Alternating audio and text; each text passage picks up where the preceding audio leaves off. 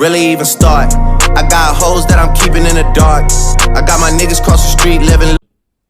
Bonjour, je m'appelle Pierre, j'ai 26 ans. J'ai été adopté à l'âge de 6 ans. Je vous souhaite la bienvenue sur Adoption, l'adoption au quotidien, la toute première chaîne francophone liée à l'adoption. Bonjour et bienvenue sur Adoption. Alors aujourd'hui, on a la chance de pouvoir retrouver Pierre à nouveau pour parler de son intégration et son adaptation en Belgique. Lors de la précédente capsule, Pierre, on avait vu ensemble justement ce premier contact avec tes parents et surtout comment ça s'était passé réellement au centre du CEIFAR, donc le centre d'intégration raciale au Brésil. Et donc voilà, depuis, tu as voyagé jusqu'à la Belgique pour pouvoir nous retrouver. Et donc aujourd'hui, on va aborder ce sujet-là ensemble. Donc pour commencer, Pierre, pour nos auditeurs, est-ce que tu pourrais raconter justement comment ça s'est passé pour toi une fois que tu es arrivé ici en Belgique? Donc en arrivant en Belgique, j'ai pas vraiment de souvenirs, on va dire de manière précise, parce que pour le rappeler, comme dans la capsule précédente, j'étais petit. Ouais, t'avais quel âge? J'avais 6 ans, voilà. Et donc comment s'est passée mon intégration? Tout d'abord, le souvenir que j'ai, c'est que j'ai été directement introduit à la famille. Évidemment, pour t'adopter, il y a tous les questionnements. Quand tu dis la famille, c'était la famille du côté de tes parents justement adoptifs. Ouais, c'est ça. Donc, t'as rencontré qui exactement? J'ai pas vraiment de souvenirs, mais je pense que dans le premier mois, j'ai quand même rencontré mes maisons, mes tantes, mes cousins, mes cousines. Et l'intégration, moi je pense que c'est fait de manière naturelle parce que j'ai la chance d'être dans une famille donc assez ouverte et donc j'ai jamais eu de problème, que ce soit par rapport à ma nationalité, donc avant donc brésilienne, ou le fait de devenir. T'as pas eu un choc culturel?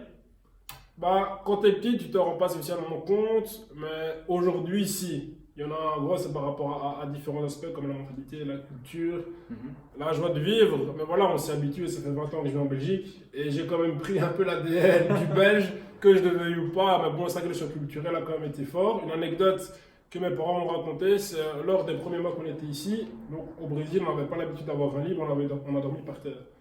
Donc ça, c'est pour que les gens comprennent un peu que voilà, il y a quand même un temps d'adaptation entre le fait de t'adopter. Pour toi, c'était un choc en fait de pouvoir dormir dans un lit? Oui, parce que quand t'as pas l'habitude de quelque chose, pour toi c'est nouveau. Ouais, bien évidemment. C'est comme par exemple, je prends l'exemple, t'as pas nous ça nous semble normal parce que en réalité on n'a jamais connu le contraire pour la majorité des gens, bien sûr. Après c'est aussi une force dans la vie de tous les jours parce que comme tu le sais, ça m'arrive de dormir par terre, ça me pose aucun problème. On l'assure, c'est pour le plaisir qu'il le fait.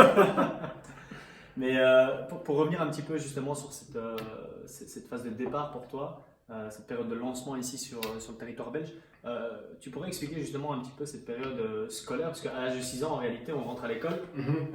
Est-ce que tu as eu une période, d'adaptation, ou alors tu as directement intégré un cadre scolaire? Non, ici on a directement intégré, un cadre scolaire, donc mes parents ont eu l'intelligence. Quand tu dis on, c'est toi et ta soeur. Voilà, ont eu l'intelligence de nous mettre dans une classe une année en retard pour qu'on puisse avoir une base, apprendre la langue, ce qui s'est fait de manière assez rapide, et de pouvoir apprendre des choses comme tenir un crayon, avoir une discipline. Parce que voilà, quand tu passes dans un milieu où tu as une discipline qui est complètement autre, dans un milieu pauvre et une discipline, tu arrives à l'école à telle heure, tu manges à telle heure, tu vas aux toilettes à telle heure, c'est pas la même chose. Et je pense que ça nous a fort aidé.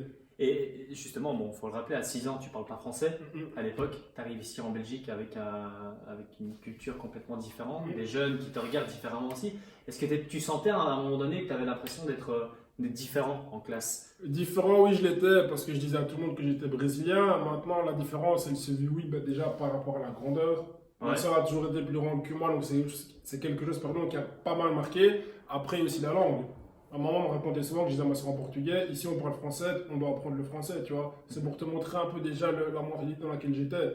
Tu es dans un milieu, tu dois vite t'y habituer, essayer d'évoluer le plus vite possible. Les jeunes qui t'entouraient à l'époque en classe t'ont intégré correctement? Oui, mais ça, j'ai toujours eu moi la chance d'avoir cette double personnalité, de pouvoir m'intégrer assez vite, et donc j'ai jamais eu aucun problème.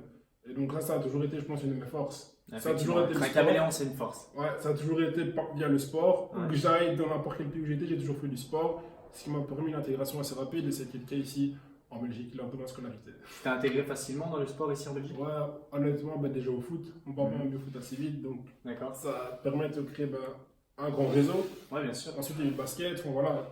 Le sport a été un bon vecteur dans lequel je me suis assez vite intégré. Ok, des amis. Super. Voilà. Et le parcours scolaire, j'imagine, s'est plutôt bien passé jusqu'à la secondaire, absolument. Ok, d'accord. Voilà, donc j'ai eu la chance de faire mes primaires ici, donc à Champion, tout près de chez moi. En secondaire, ça a été différent parce que voilà, j'étais quelqu'un, on va dire, d'assez turbulent. Il faut préciser que les cours, tu les as eu directement en français. Ouais, c'est ça. Tous les cours que j'ai eu, il y avait pas un traducteur qui était à côté de moi qui Ouais, traduisait ouais, les il n'y cours. avait pas de traduction, tu n'es Non, pas, t'es non. pas allé non plus dans une école spécialisée, Non, t'es vraiment directement intégré un cadre scolaire purement. Ouais, c'est belge. ça. Mais après, tout s'est bien passé, j'ai eu de la chance, hein. Donc, pour revenir à ce que je disais, jusqu'en secondaire. Jusqu'au secondaire, ça allait. Mhm. Après la secondaire, on plane, on rigolait, on fait ceci, on fait cela, on arrête. Mais voilà, j'ai comme tiré mes humanités. Ouais, tout à fait. Et donc, j'ai eu un parcours scolaire, j'ai pas envie de dire atypique, un peu chaotique, mais j'ai quand même terminé. Donc, c'est le C'est le principal. plus important, félicitations.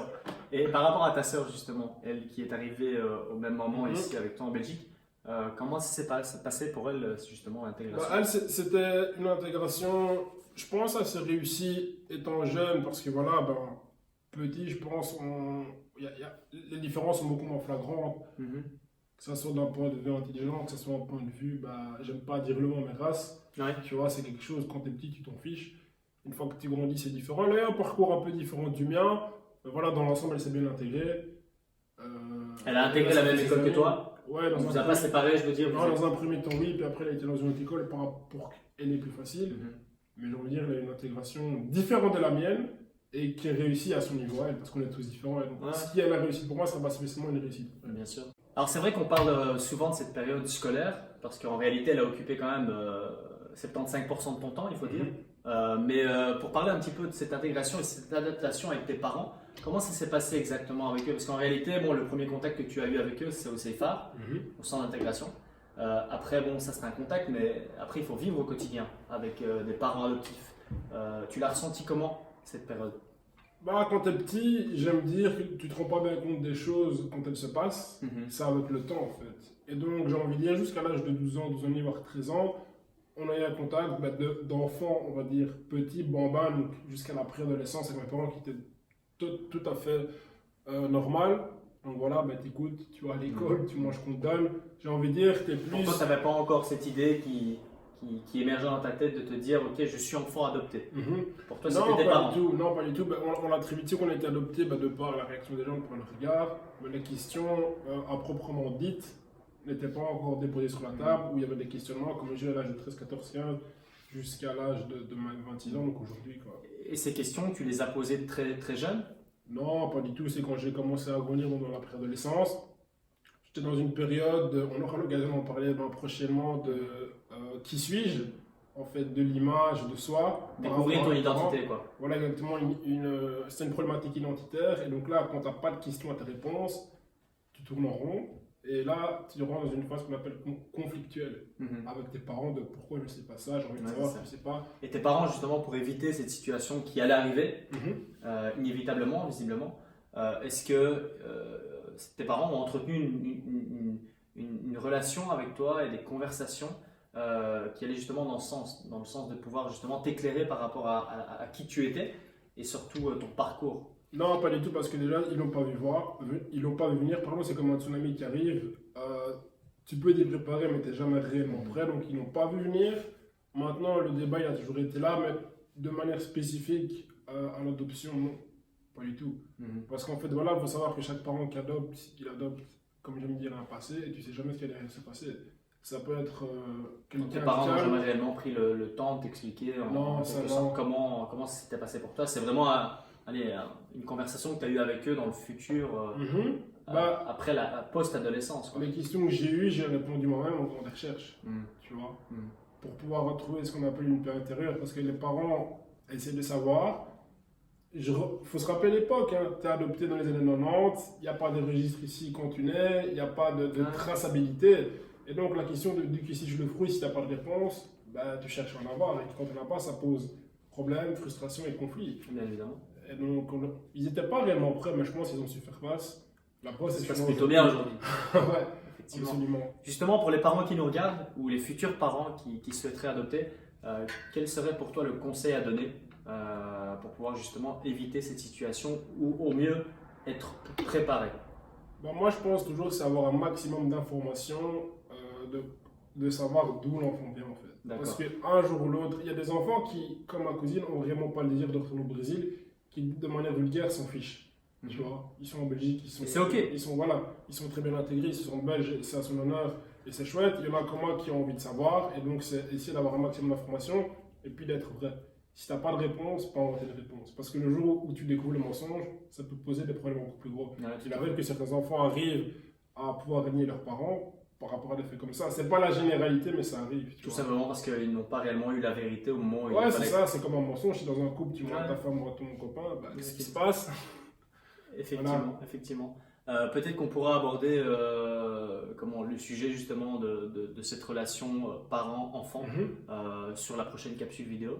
Je ne sais pas si aujourd'hui tu voudrais peut-être rajouter quelque chose pour les personnes qui nous écoutent, les enfants adoptés ou tout simplement les parents qui adoptent. Il faut savoir que l'adoption, c'est un projet qu'il faut avoir sur le long terme parce qu'adopter, ça prend entre 3 et 5 années.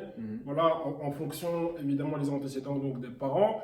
On peut être une personne extrêmement aisée, c'est pas pour autant qu'on aura la possibilité de pouvoir être parent. Voilà, c'est tout ce que j'avais à dire pour terminer la vidéo. Super. Bah, écoute Pierre, avec plaisir de te retrouver sur la prochaine capsule vidéo. Si toi aussi tu as aimé cette vidéo sur l'adoption, alors je t'invite à la partager directement avec tes amis, ta famille ou ton entourage, car grâce à toi, nous pourrions encore davantage impacter la vie des gens et surtout partager cette information avec un maximum de parents qui eux aussi souhaiteraient adopter. Merci et à bientôt. Really even start. I got hoes that I'm keeping in the dark. I got my niggas cross the street living.